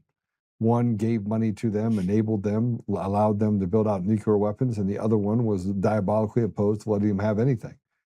Well, if the Iranians, and this is a question I'm going to ask you about Iran, if Iranians or the Iran regime, the Ayatollah, Khomeini, whoever we're talking about, if they truly will fight to the bitter end till death, then why would you want to give them a nuclear weapon when, frankly, they don't care if they die? Well, I don't think we have to give them a nuclear weapon, and we don't have to invade them either. There are ways to deal with it without. Look, they haven't been able to build one in 47 years. We degraded their ability to do it. I don't even really have a big problem with them. The previous year, it was the last June, bombing, nuclear sites. We were told that, hey, we obliterated their nuclear program. So good, knock yourself. Cool. I don't have a problem with that. If they're working on nuclear weapons and they get blown up, too bad. You can't do that. But you can't say we've obliterated the nuclear program and then justify bombing them again, months later, saying we need to obliterate their nuclear program. You're either lying then or you're lying now. But either way, you're being dishonest, and I don't like it. So if we have to go and every few years physically degrade their nuclear facilities, Okay, but that's not going to require boots on the ground, and it's not going to precipitate a closing of the Strait of Hormuz. Not likely. And we can just move on with our business, and no American is going to be, is going to benefit from us constantly getting into military conflict with Iran. So this was just ham-handed the whole way. But like I said, it's not over, and we can walk away from it if we just decide to do that. And I hope that he does, because I don't root for, as much as I can't stand the man, I'm rooting for the country, not against Trump. You know what I mean? Yeah, so I want to give you a little bit of foreign policy knowledge that maybe you didn't know, and that is that Iran had held the Strait of Hormuz as ransom, and got paid a vig for any ship that went through that shipping path, and they acted almost as if they were pirates, right? You go through, you don't pay us a vig, you don't get through. So they were able to change the shipping lane to run in the opposite direction. And when they opened up the Strait of Hormuz, now Iran has no claim to that area because it doesn't go into that shipping lane. It goes through a shipping lane that historically existed nearly 70, 80 years ago. So, I mean, there's things to be said for what Iran has done that has been terroristic on commerce. Now, I'm not sure it's saying that that's a reason why you do the things they do. And then you'd have to also look at the connections with the Bank of London and the fact that there has been a cartel that has held us hostage as Americans and other people around. I mean, there's a central, would you agree there's a central group of people in the world that pass down from generation to generation the ability to control the entire world? Yeah, I mean, look, I believe that there are a lot of rich scumbags who and corporations who control way too much of what we're allowed to do in this world and oppress people. Obviously, that's true. I just think in this particular case, we stirred up a hornet's nest we didn't need to, and now we need an off ramp. We need a way out of it, and we don't need any more Americans dying. We don't need we don't need our bases being hit in Bahrain or in Oman or anywhere, and we can't avoid it if we just, like I said, walk away. I hate to make it that simple because I know that foreign policy is more complicated than that, but the end result needs to be we get out. We stop doing what we're doing because it's not helping anybody. I don't think anybody likes paying, what they're paying at the pump right now. And that shouldn't be the only reason, the only motivation to get out of there, but it's a pretty good one. So yeah, I think this was a bad idea. I don't even think you think this was a good idea, do you? It wouldn't have been. I mean, this is where, I mean, I'm pretty focused on our elections and the fact that President Oltmann would not have done this. No, I wouldn't have. It would have been right. I would have done things differently. I probably would have gone in and tried a diplomatic deal. I probably would have bombed them for having the nuclear weapons and the new nuclear capabilities. I probably would have dropped those bombs. I would have done what he started to do, which is have a zero tolerance for terroristic behavior and activity.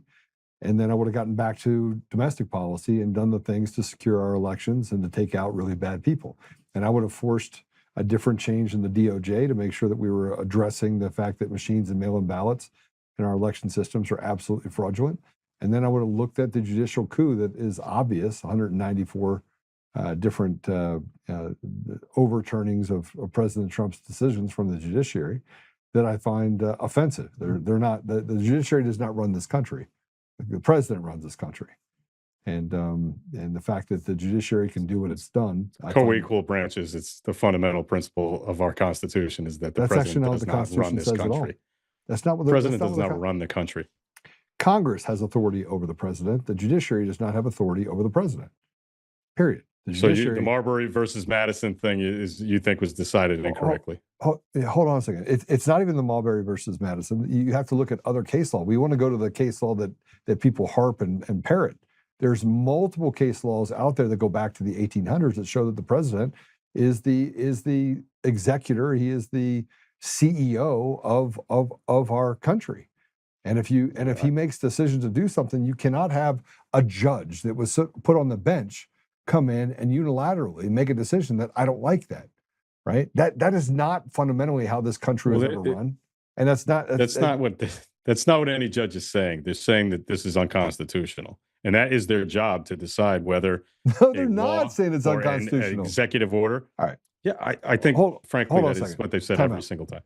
There was a mandate that protected, it basically was signed, an executive order by Biden that allowed for protections for Haitian and Somali immigrants to come into the country. It was an executive order. It expired in October of 2025, correct? Mhm. All right. Yeah. All President Trump didn't do is renew it. He let it expire. And the judge came out and said, I'm not going to let it expire. That is a fundamental. And that's going to go to the Supreme Court. We both know that. It shouldn't have to. Okay, well, that's fine. You can think that judge is wrong, and maybe we'll find out that the Supreme Court thinks the same way that you do. I don't, How does the judge have I understand judicial both arguments authority? on it. A federal judge by statute has the right to do that. Now, they can get overturned, and probably will, because if that goes to the Supreme Court, I don't think there's a chance in hell that it doesn't get reversed. So it's got to play through. This is one of the things about a democratic republic like ours, is that it's messy and it takes too long, and things go wrong and have to be corrected. But eventually, sometimes way too tediously, it gets fixed. So that's just going to be something that's going to have to play through the courts, man. I mean, a different judge might have made a different decision and we wouldn't be talking about it right now, but it went that way. Maybe, if I were a betting man, I would say that that's going to get reversed. So, Well, we'll see. I mean, yeah. Well, I mean, fundamentally, I think that we have gotten away from common sense, right? And well, I agree with you. Well, I mean, I'll use this as an example. I'm going to play this for you, and you tell me. They won't even release the judge's name in this particular case, or the DA. So they're saying that they won't say who the ADA was. They won't say who the judge is in this case. I want to play this for you. It's just 13 seconds long. I want you to see this. Go ahead and play it.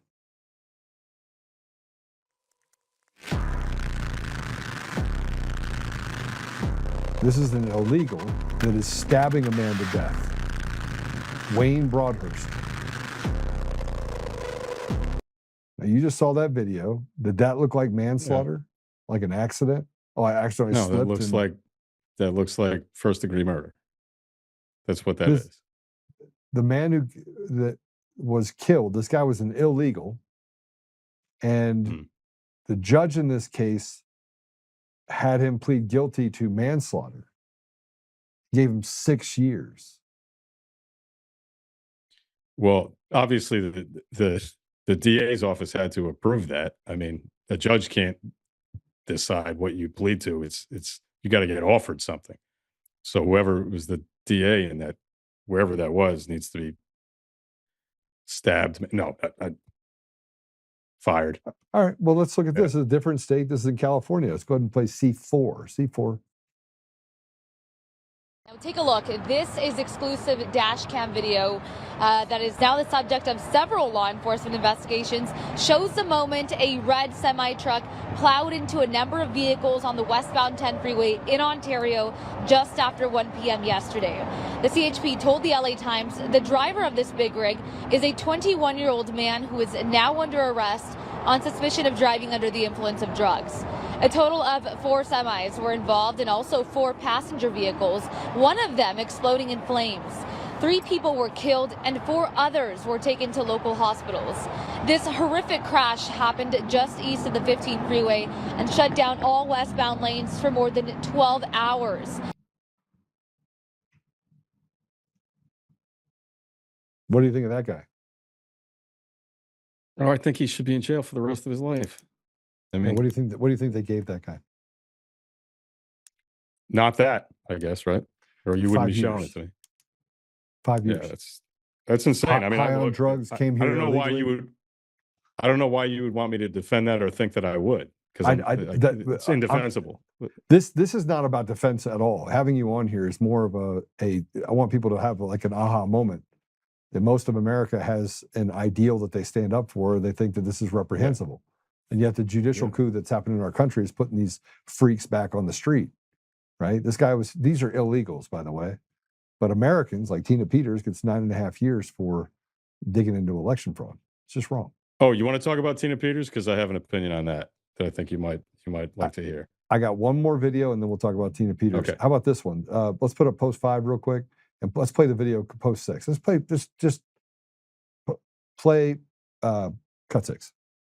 Impeachment resolution now filed against the foreign-born dual citizen judge called Sparkle Suknanan, who came into America and decided overnight that she's going to tell us about our Constitution and about electoral integrity and about democracy in America, while she has, so far as we know, never renounced her citizenship to her home country. Isn't that something? So now we see a brand new attempt to remove her. We've seen some other efforts like this. And we want accountability for our judges. This is Congress's check and balance. The president cannot remove the judges. The people cannot remove the judges. We know the Supreme Court won't do anything to any of them or reprimand them at all because an internal reprimand from SCOTUS down below creates internal problems and legitimacy concerns for the public at large. So it is up to Congress to handle this. They have been so weak and ineffective over our lifetime that they've delegated their powers to independent agencies, and they've let the judiciary turn into this cancerous hellscape that is in control of the nation. So now, Sparkle Suknanan, who you see right here, who was born in San Fernando, Trinidad and Tobago, to parents of Indian descent, who came over here and was appointed by Joe Biden amongst a huge tranche of judges who are all foreign-born, like Amir Ali, who's born in Canada, and Chutkin from Jamaica, and many others, all now taking over the American system of governance.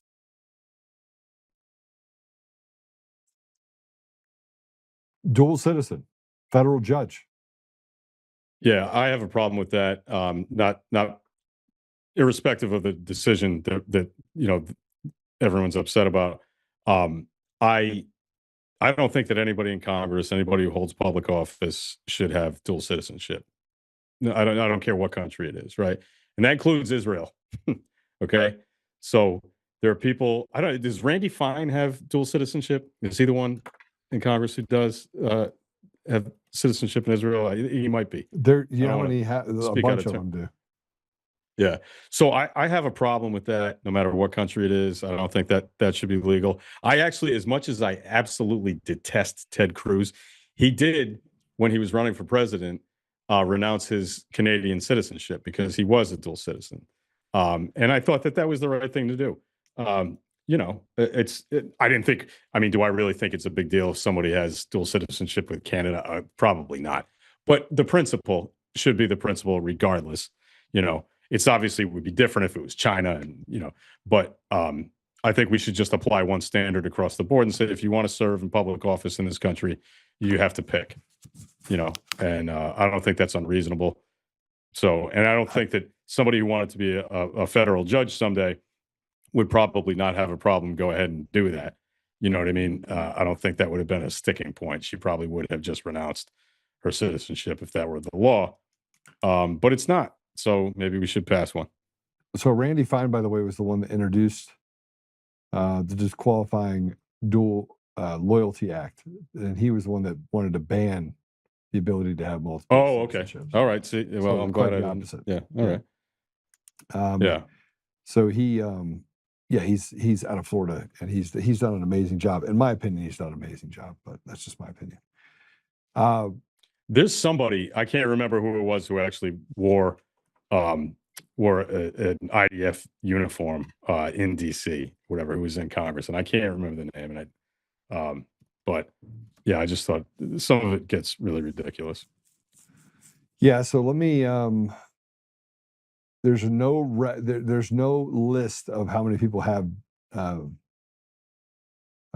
Jewish citizenships, but here I'm going to put this up here. I think this is really important stuff. From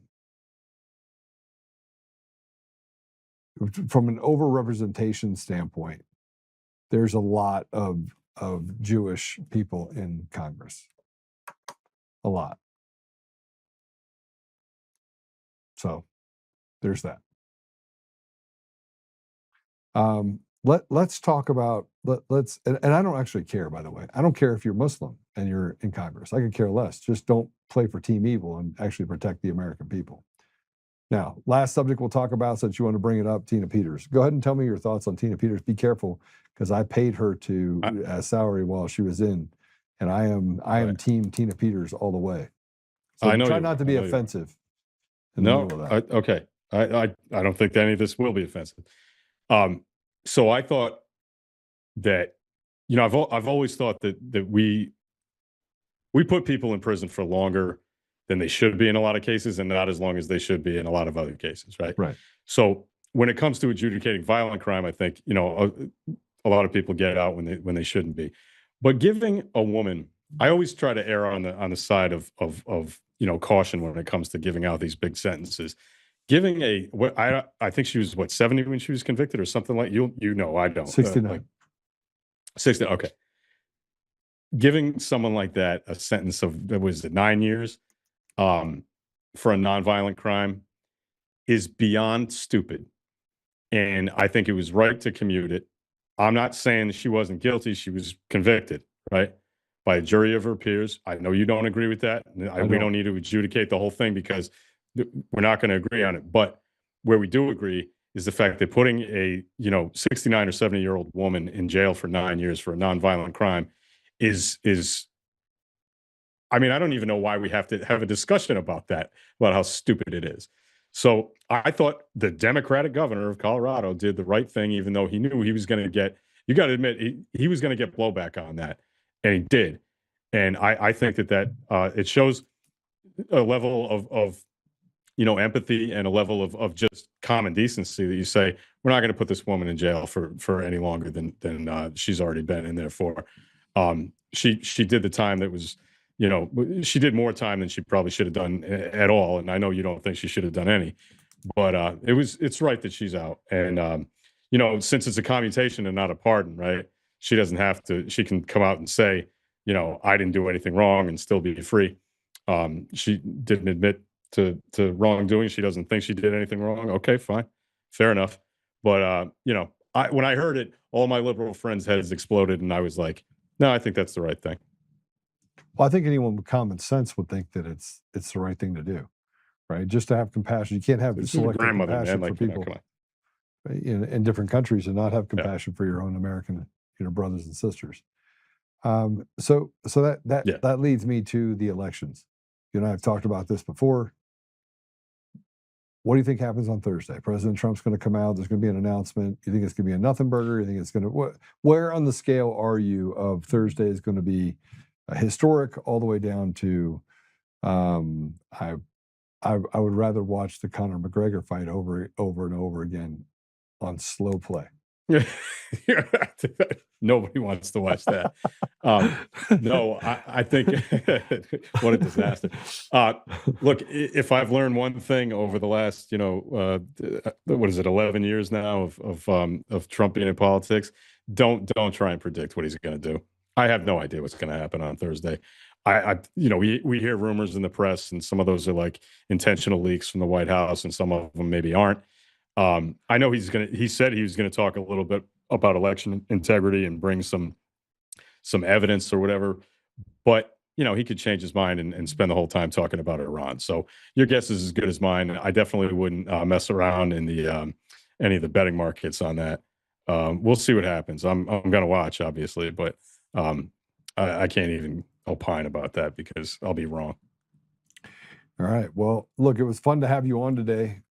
If anything, I think that we got to reignite the American spirit. We are going towards a rebellion. We are heading towards a kinetic fight. I truly believe that.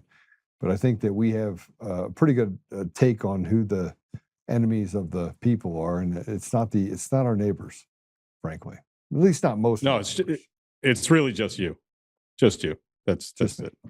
It's just you. Thanks for having me on, Joe. I really appreciate it. This is fun. How do people follow you? And you really don't. I kind of quit social media, so don't. You did? Yeah, I mean, I'm not doing it enough to where I want people to additionally follow me and stuff. I'm good, man. I've had enough. You're just kind of stepping away. I like having these conversations. I like having these conversations and I'll do some pods with people that I actually like, and that I think will have a productive conversation. But as far as like looking for people to follow me on X or Instagram or something, that's pretty much just like my family and friends, and I'm going to keep it to that. Don't bother following me. You wouldn't like it anyway. Trust me, it's very boring. It's not exciting. It's just a pain in the ass. So you're just going to watch me post videos of 1980s baseball games and stuff. So, well, that's pretty boring. I agree with that fully. Yeah, agree to disagree. It's great having you on, brother. It's good to see you. All right, thanks, Joe. Appreciate it. All right, take care. You know, we go through perspective and we look at kind of the things that separate us. And there's the things that separate us and the things that bring us together. And I think more things bring us together than push us apart. We forget about those things. And I'm not under, you know, as I sit here saying we have one day away, President Trump's going to get on the stage, he's going to talk about these things, and that it's big, and you have people in the White House saying it's big. It's only as big as the softening that they try to create. Imagine being backed up for, like, I'm going to say something that's kind of crude, but imagine being backed up, like your plumbing's backed up in your body and you've been constipated for like a year. And so they put stool softeners in it, and you know that it's going to just be, but they just go way too far, and then all of a sudden everything clears up, and it's like it never ever happened before. Somewhere between we're going to get hit with a powerful punch, and we're finally going to get justice, and we're going to be woefully disappointed because, again, those people will not be arrested, will face any consequences. So I think something's about to happen. You definitely can see some of the reaction that's out there related to the stealing of elections. You see the Mockingbird media that keeps talking. But, you know, I'm pessimistically optimistic, and I remember those two words, but God. It's his world. It's his pathway, and we just have to have faith and make sure that we walk that faith. Lastly, I put out a 7-minute clip. So I'm going to pray us out, and I'll let you listen to a 7-minute clip that I put out there on Facebook and other places. And this really is just a reminder of me basically saying the quiet part out loud. And matter of fact, I said on one of the socials that I put it out on is that I'm really just trying to talk to you about the quiet part out loud. We're in a crazy environment, but we're all slaves. Black, white, green, yellow, purple. I think one of the reasons why they're creating all of this nonsense that we're having to deal with right now is because, you know, frankly, it's nonsense. I put it in the thing for you guys just now. And we can see it. 56 cents on every dollar. We just talked to him about, you know, let's walk through even what Planned Parenthood is. Planned Parenthood. You say Planned Parenthood. Well, it's not Planned Parenthood. It's planned death. Planned murder. It's planned kill the baby. And, you know, and Patrick agreed, by the way, that the reason why most people don't have babies is because it creates a financial hardship. Imagine that. You're not having a baby, not because you don't want the baby, because 99% of the time it's if you knew that you could actually survive it, but you can't. Because regulations have made it almost unaffordable just to have daycare. You go to work and everything that you make goes towards daycare. And the government can't balance their budget at all because they're too busy feeding their face. And there's no consequences for them not. Yeah, we're in real trouble. We're in real trouble. So let's pray it out. Apple Podcasts, Google Podcasts, Spotify, Pandora, iHeartRadio, TuneIn, and more. We are everywhere. If you're on Roku and you're watching it, drop me a line. Just Joe at Untamed Nation. Let me know how that experience is going on Roku. I see that more and more people are flocking over there to watch it on the big screen. So I do appreciate all of the support. You can follow us, obviously, at the bottom at Joe Oltmann on any of the things, and at Joe Oltmann on Truth Social as well. So let's pray it out. Father God, we're grateful for Patrick. We're grateful for this beautiful country that for 250 years has mostly been blessed in such a way that we're just uniquely different than every other country. Father, we are the most forgiving group of people. We are the most generous group of people. And yet we come from such diverse backgrounds. But the lies of the devil have tried to take over and create a victimology that makes us all question where we are, how we are, who's bad, who's good. And yet we can see bad for what it is, upfront and personal. And that these evil, weak leaders have taken from us what was never theirs to take, and have pushed us into a hole where we have to question the very identity of the people that sit next to us. We have to pick sides. So, Father, I just ask that you give us the courage and give us the ability, give us the wisdom to pick your side.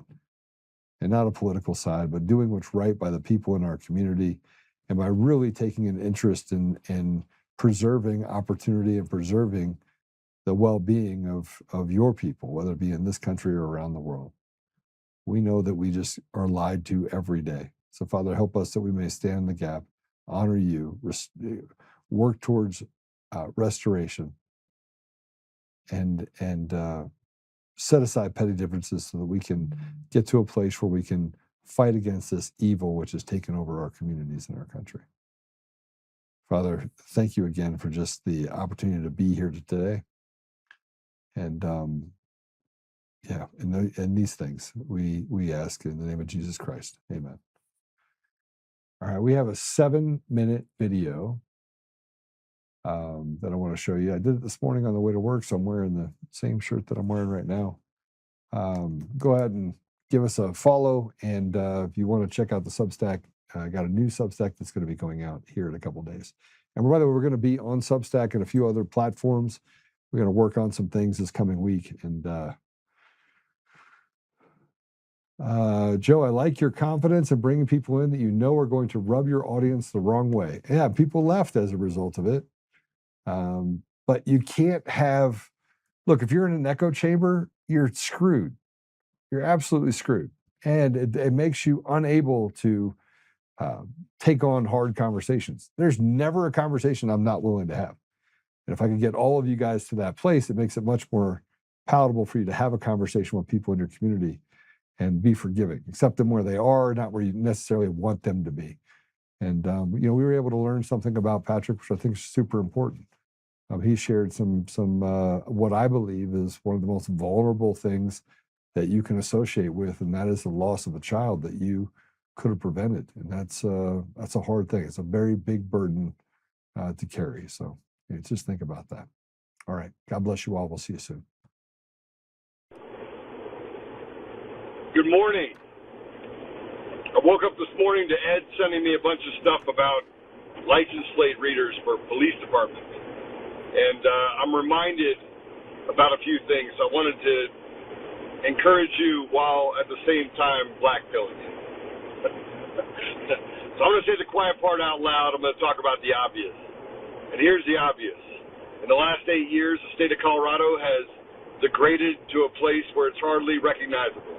And although you could say over the last 30 years we've had Democrat governors and people in office that have not necessarily stood for the interests that we have as people, they've accelerated the destruction of our state using a blueprint that, frankly, is in other states like Oregon and Washington, California, Virginia, Maryland, New York, Michigan.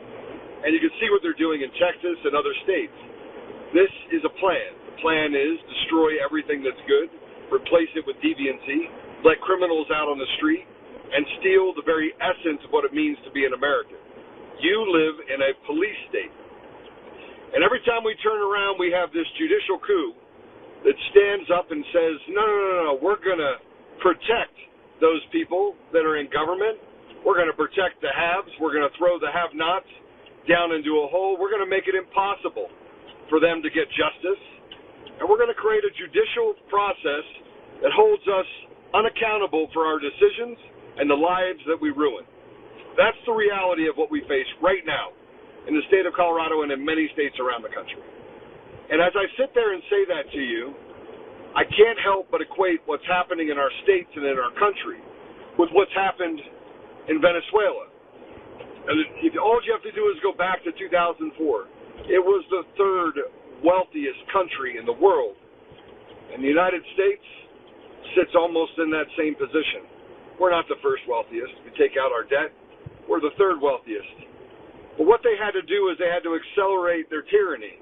And we had to allow them to do it they had to give us crumbs and say, oh, we're going to give you a little bit of money if you stay home for 2 weeks so you don't kill grandma. We're going to shut down businesses, add more regulation, and we're going to make sure that the election process is done behind a black box so that no one can see it. And every time you go to talk to your elected officials like Lauren Boebert or Jared Polis, you get the same sad story. Sit down, slave. It doesn't matter what side you're on. The hubris is undeniably present.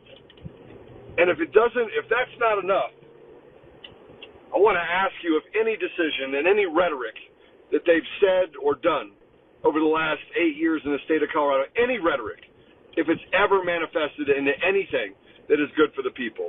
Now, set aside your I'm a Republican or I'm a Democrat, I'm an independent. Set it aside for a minute. And I want to ask you a simple question.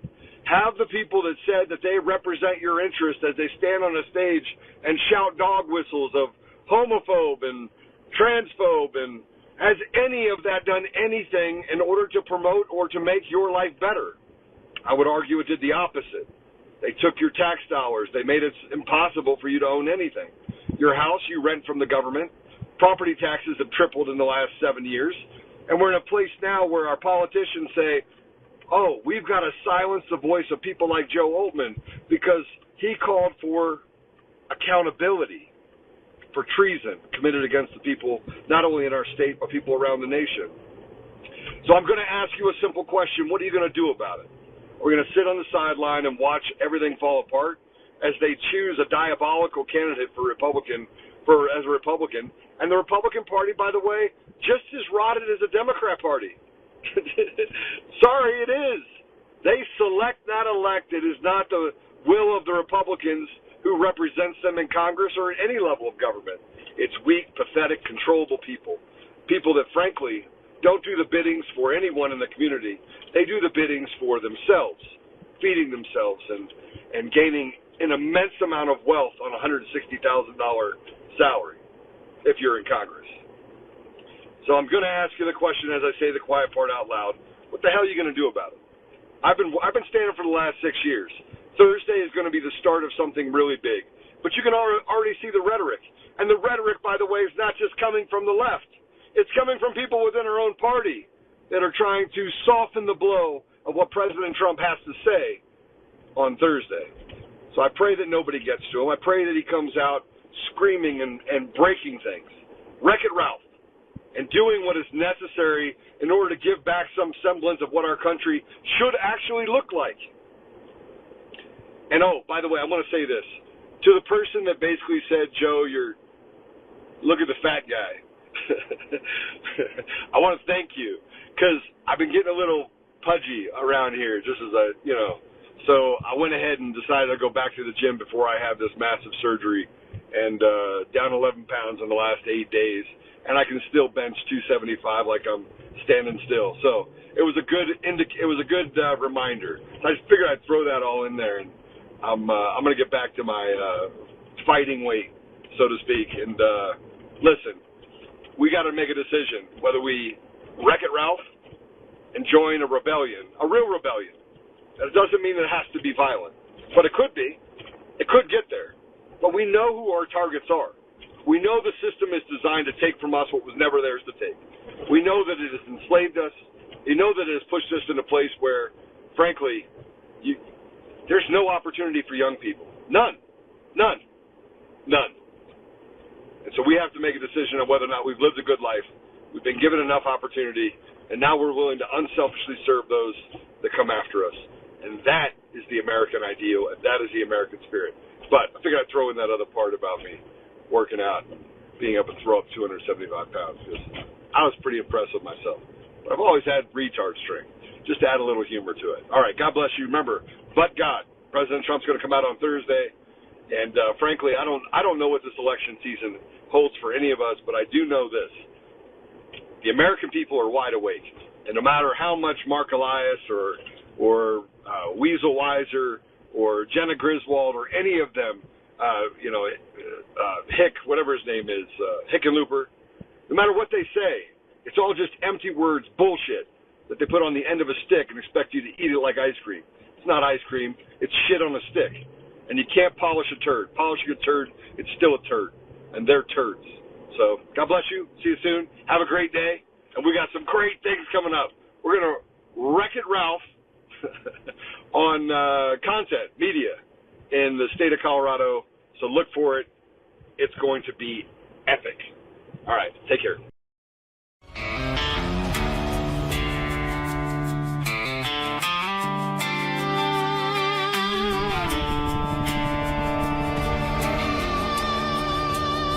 Rise up untamed in the heart of the fight where the wild ones roam. Joe Oltmann's calling, bringing truth back home. From conservative daily to this untamed fire, we shatter the silence, lifting spirits higher. No chains can hold us, no lies can prevail. Authentic and fearless on this rugged trail. Patriots gather under stars and stripes. Untamed nation, igniting the night. Untamed nation, let the truth roll out in this land of the free. Standing proud from sea to shining sea, we won't back down. Catch the fire, wear the crown. Untamed nation, it's our battle song, motivating hearts where the brave belong. Yeah, untamed and wild, forever strong. Play it again all night long.